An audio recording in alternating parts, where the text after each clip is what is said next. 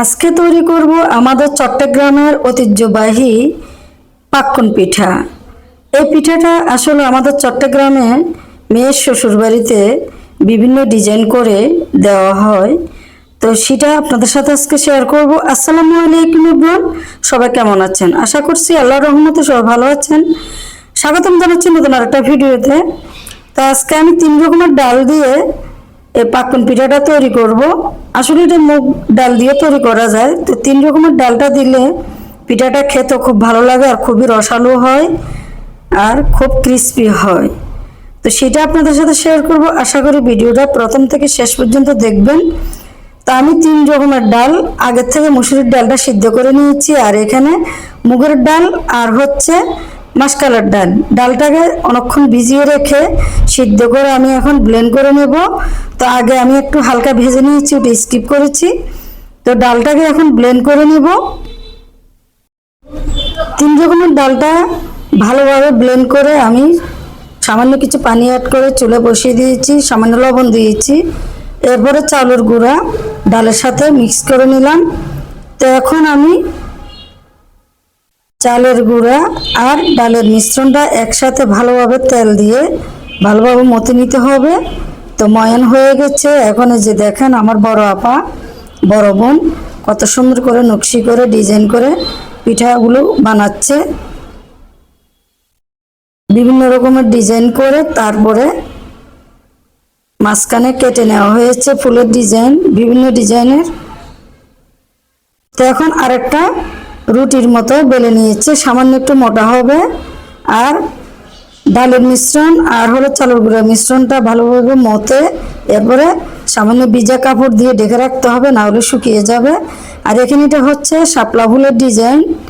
এই ডিজাইনটা দেখেন আমার বড় বোনে কত সুন্দর করে ডিজাইন করতেছে।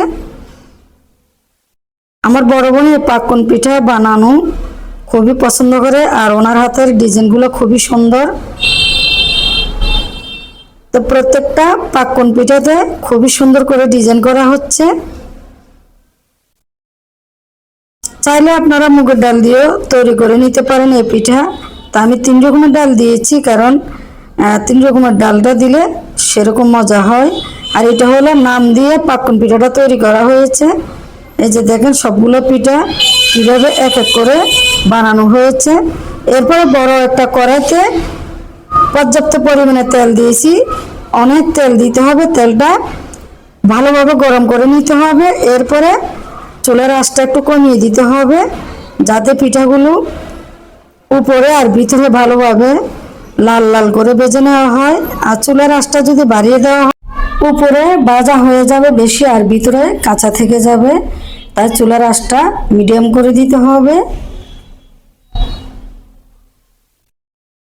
এক পাশ হয়ে গেছে, আর এক পাশ এখন কাঁটা চামচ দিয়ে সাবধানে খুব সাবধানে উল্টিয়ে দিতে হবে, না হলে পিঠাটা ভেঙে যাবে।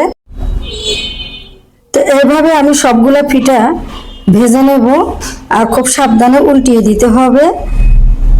আর চুলার আঁচটা একেবারে মিডিয়াম করে দিতে হবে, না হলে উপরে লাল লাল হয়ে যাবে আর ভিতরে কাঁচা থেকে যাবে। তো আমার পিঠাগুলো লাল লাল করে ভেজে নেওয়া হয়ে গেছে।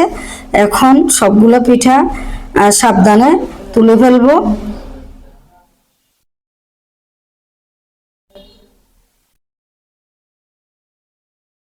তো সবগুলো পিঠা সাবধানে তুলে ফেলবো। আর আমার এই ভিডিওটা যদি ভালো লাগে অবশ্যই যারা আমার ইউটিউব চ্যানেল থেকে দেখতেছেন তারা আমার ইউটিউব চ্যানেলটি সাবস্ক্রাইব করবেন, আর যারা আমার ফেসবুক পেজের থেকে দেখতেছেন তারা আমার ফেসবুক পেজটি ফলো করে লাইক কমেন্ট করে সাথে থাকবেন।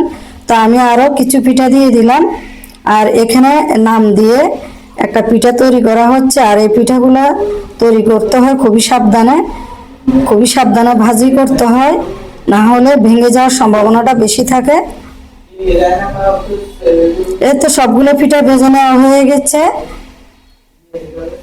আর এই পিঠাটা প্রায় 1 মাস রেখে খাওয়া যায়।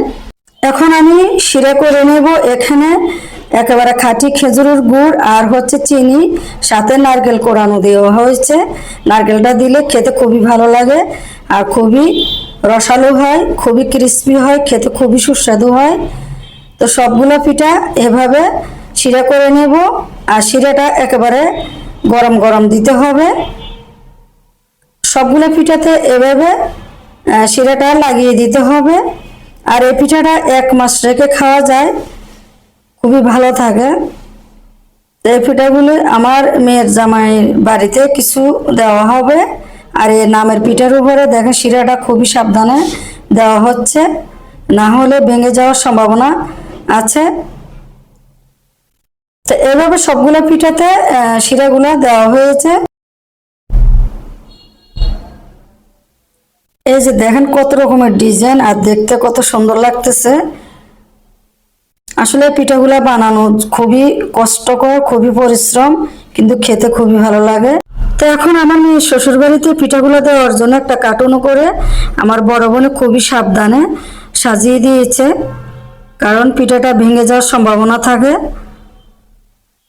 আমার ভিডিওটা ভালো লাগলে অবশ্যই আমার ইউটিউব চ্যানেলটি সাবস্ক্রাইব করবেন। আজকের মতো বিদায় নিচ্ছি, সবাই ভালো থাকবেন।